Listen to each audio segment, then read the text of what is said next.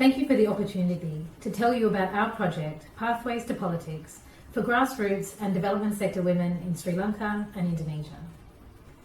You will hear from 7 of us who wanted to understand why women who would otherwise make ideal political representatives have been unable or unwilling to translate years of experience as activists and in politics into a successful entry into the political system. As a result, politics in Indonesia and Sri Lanka lacks diversity. This is despite the high numbers of women with the skills, experience and traits that many would like to see in their political representatives. Our project is multi-pronged. We began with case studies with women who have been successful in their entry into politics or who've been unsuccessful or unwilling to contest. We then broadened our knowledge with focus group discussions. Despite the challenges that COVID-19 has posed, we are really excited about the deeper level of understanding we are already seeing. Here are some of those findings.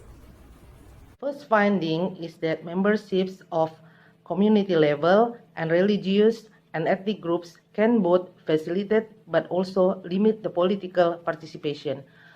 We found that many women elected legislators get support from community groups, religious and ethnic organizations because of their activeness in these groups.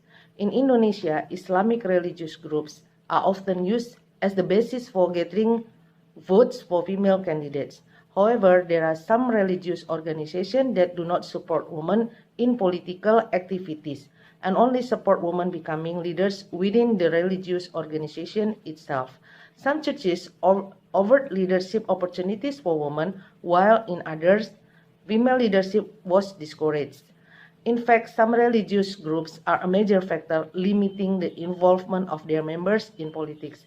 This finding helped us to understand why some women who are active in society do not enter politics and the role of community, religious and ethnic groups in encouraging but discouraging such movements. We found that everyday perception of politics and political leadership was a major factor that influenced whether women saw politics as compatible with their work at the grassroots. For some women, religion was incompatible with politics, while for other political work as an extension of the religion activities. Other women felt that working with local communities, developing mutual support network, livelihood activities, and provision of services such as childcare was distinct from working in government, while others felt that being someone in position of power enabled them to expand what they do. Some women activists felt that they could achieve more critic and watchdog of government than they could within government. Many women also expressed that politics felt different to social activity. It was nasty, corrupt, and driven by self-interest. This finding underlines the importance of challenging everyday perception of politics, perception that may have some basic in truth, but they exaggerated in the popular imagination. Our third finding is that solidarity can help counter practices of exclusion, such as violence against women and discrimination. Initial findings from Sri Lanka show that solidarity among women in politics is influenced by competitive party politics, which prevents women from collaborating across party lines. Solidarity can have two functions: to facilitate mentorship of newcomers by senior women politicians, and to enable women politicians to unite to prioritize and address issues important to them. Our findings suggest that solidarity and networking occur at two levels: between junior and senior women politicians within a political party, but most significantly, networking facilitated by civil society and activists who advocate for women's representation in politics.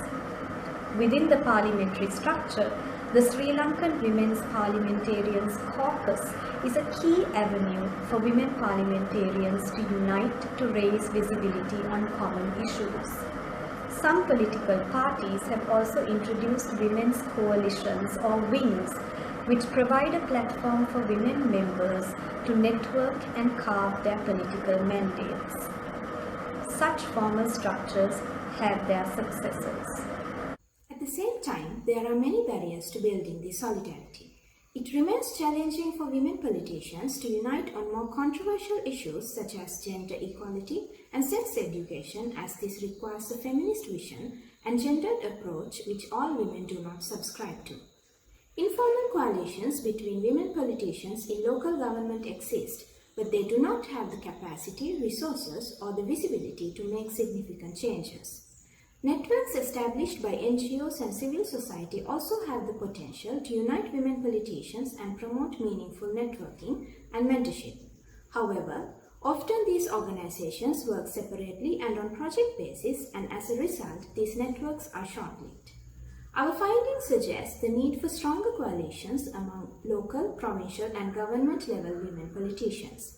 Such spaces may provide opportunities not only to debate opposing ideologies, but also to share genuine friendships, mentor each other, and stand together to address common concerns. Our final finding is the important role of the family in determining women's decisions whether to engage in politics or not. Households provide a strategic start, providing early learning in politics, including skills such as speaking up, negotiation, commitment, organizing, self-confidence, and so on.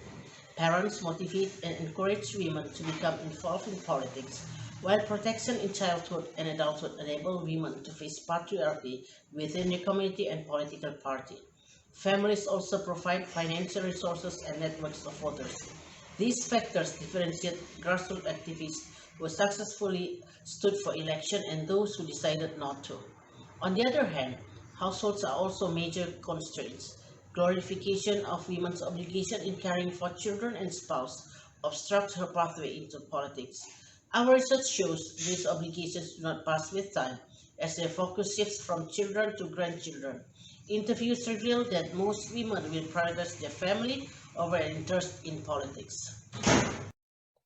We see three main advantages to the comparison between Indonesia and Sri Lanka.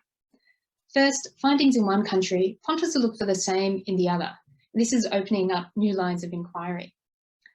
Second, examining why things are the same or different adds to the explanatory power of our findings, helping us to go beyond description to try to understand why.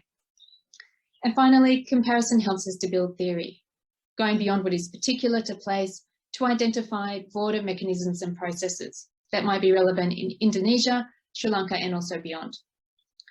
So our next plans are to have more of this comparative dialogue, to narrow down our findings that we are then going to test in a survey or equivalent research method.